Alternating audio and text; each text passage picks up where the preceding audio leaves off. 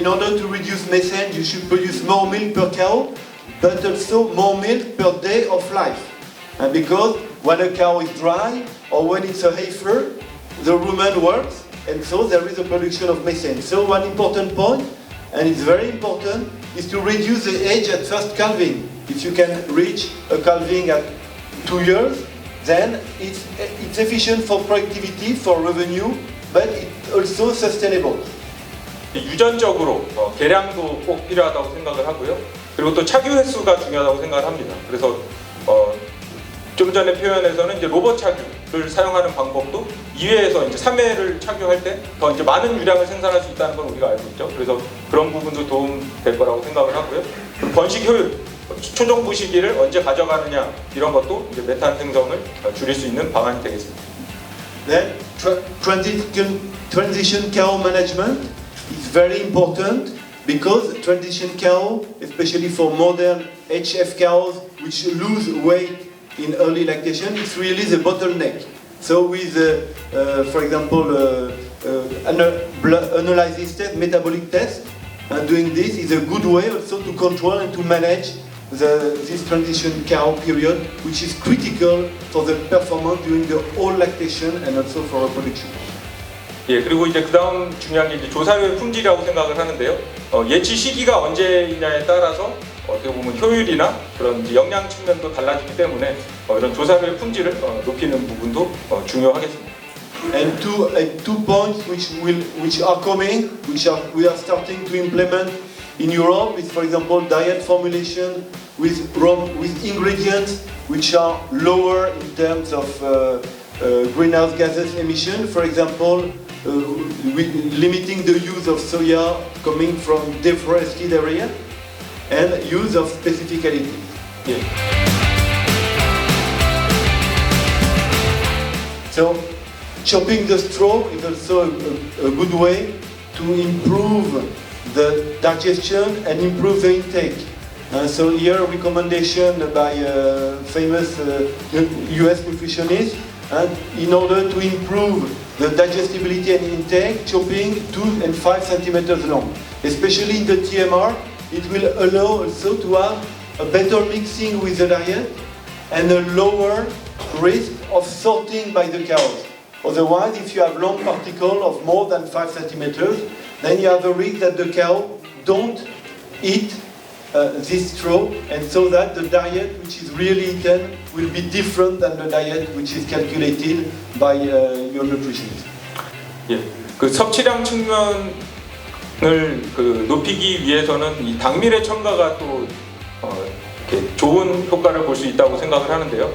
그래서 건유들에서 실험을 한번 해봤는데 집류하고 사일리지를 급여하는 목장에서 그 당밀을 첨가하는 분과 첨가하지 않은 대조구의 건물 섭취량의 차이를 보면 당밀을 섭취한 후에 섭취량이 더 높은 것을 볼 수가 있습니다. 그래서 이런 섭취량 측면에서도 당밀의 첨가가 골라 먹기를 예방하고 건물 섭취량을 높이는 데 도움이 될 수 있습니다. So for which reason? The first one for sure is palatability. And it's sure that the molasses contains a lot of sugar which have a good palatability for the cow.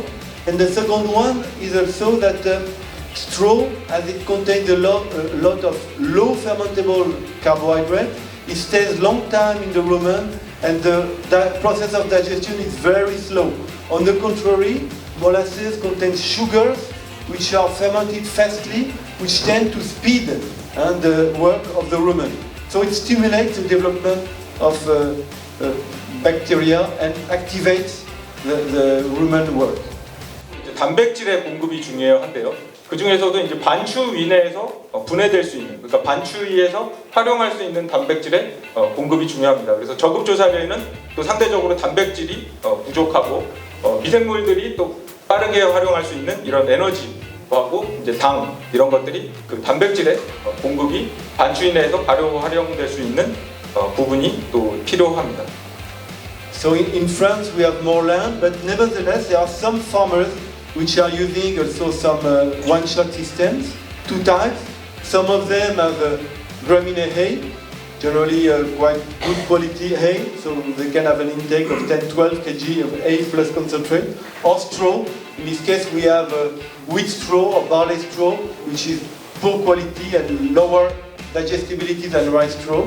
But the farmers that are doing this, they are doing this for reasons, generally for organization.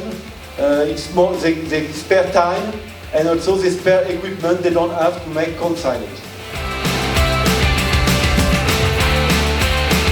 So here we will see six good reasons to use leaking buckets. So the first reason is something which is easy to use. If you put the bucket, the cow will leak. So it's easy to use, it's practical, and in France, but in Korea, farmers have less time. So it's practical. The cow, it's a self-service for the cow. 예, 그 소가 가지고 있는 혀는 상당히 이제 무게도 2kg로 무겁고 길이도 상당히 깁니다. 그 젖소가 가진 혀는 이제 물을 먹거나 풀을 뜯거나 하는데 이제 어떻게 보면 사람의 손처럼 이렇게 혀를 통해서 사용을 하고요. 본인의 몸을 핥거나 다른 가축들, 그러니까 다른 차규들하고 이렇게 의사소통하는 그런 용도로 젖소는 핥기를 활용합니다. Third point, increase saliva production and water consumption. So saliva, because by leaking, the cow will produce more saliva. And saliva is something which is very important for the digestion. It moistens the forages, and also it contains sodium bicarbonate, it contains phosphorus, it contains urea. So it contains nutrients which are enzymes, which will allow to digest better the diet. And the principle of rumination is to produce saliva, and by leaking, the cow will also increase its saliva production. 예.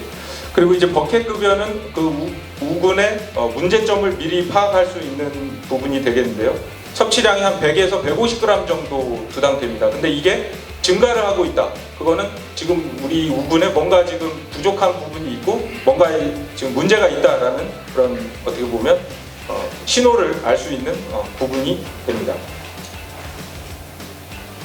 Also, bucket can provide some specific nutrients, especially because the process of production is a process at low temperature. It's a process we call it cool mix. So some ingredients which are fragile, such as yeast, such as ingredients with, for example, negative decal for close-up cows, can be included in and vitamins can be included without being destroyed by the process. 우상 안에 이렇게 설치를 하게 되면 소들이 여기 와서 이걸 먹어야 되는 뭔가가 이제 동기부여가 되는 겁니다. 그래서 저기 가면 맛있는 게 있다. 이런 부분들이 이쪽으로 이제 와야 되는 이유가 되고, 그렇게 되면 소들이 전체적으로 움직일 수 있는 그런 부분들, 그래서 운동을 촉진하는 부분들도 장점이라고 생각을 합니다.